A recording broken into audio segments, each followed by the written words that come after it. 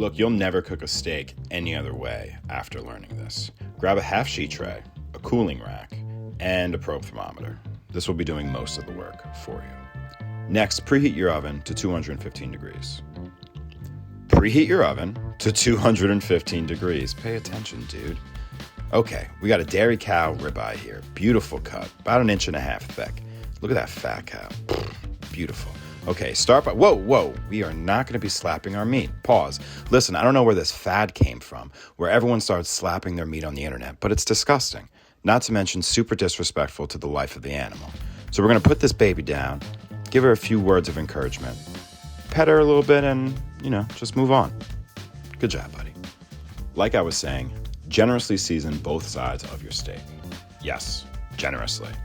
When you think you have added enough salt, you are wrong. Please add more. What this is going to do is draw out as much moisture from the steak as possible while creating this beautiful crust on the outside while it is baking in the oven.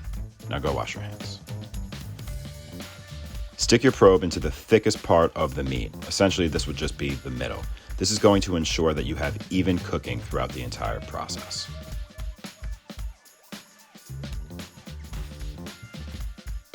For all my Peter Luger fans out there, you can't really have a steakhouse steak without blue cheese. So we're going to make a blue cheese butter, starting with 8 ounces of grass-fed butter in the bowl of your stand mixer, beating on medium until pale and fluffy. This works best if all of your ingredients are the same temperature. To that, we're going to add 4 ounces of gorgonzola cheese and 4 ounces of Roquefort cheese. Use the good stuff. People will notice. Be sure to keep stopping and scraping down the sides of your bowl as you're going along. This will ensure for proper and even mixing. When your butter is at the right consistency, you can add both cheeses and mix on medium speed for about 3 to 4 minutes or until homogeneous. Man, this smells amazing. Keep scraping down the sides of your bowl as you're going along to make sure everything is consistent. This will hold in the fridge for about 2 to 3 weeks, but I doubt it will really last that long. By now, your steak has reached an internal temperature of about 122 degrees, which is only 10 degrees shy of being a perfect rare. But don't worry, we still have a little bit more cooking to do. Start by heating up a tablespoon of olive oil and a tablespoon of butter in a cast iron pan. I like using cast iron because it's nice and heavy and holds a consistent heat throughout the entire cooking process. I then added 2 smashed cloves of garlic and slowly lowered our steak into the cooking fat. Oh, this is going to be good. Pressing down to ensure that it is evenly on the surface, and I move it around as well, consistent heat throughout the pan. I then add 2 sprigs of thyme, but you can really add any sort of herb at this time that you may like. Once you get a really crispy side on the bottom, should be about 90 seconds, I then flip the steak over and add the herbs and garlic onto the other side.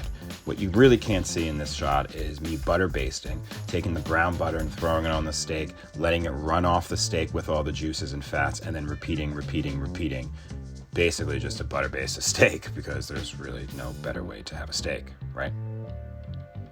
Once you get a nice crust on each side, keep in mind your steak is technically already cooked on the inside, but the carryover should take us to that perfect 132 degrees. And just in case this is your first steak, we always cut our meat against the grain.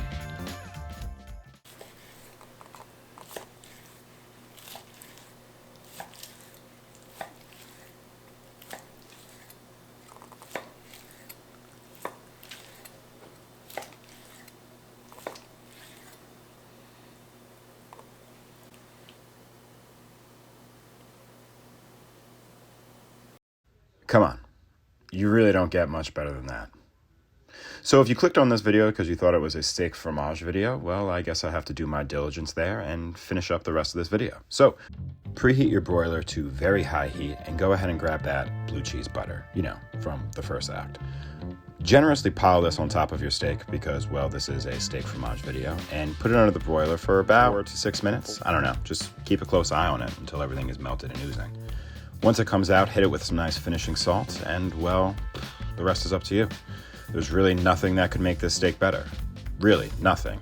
All right, well, I lied. Black truffles kind of make everything better, don't they?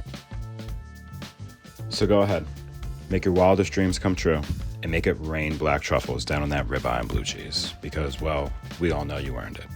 I mean, I was here, so I can vouch.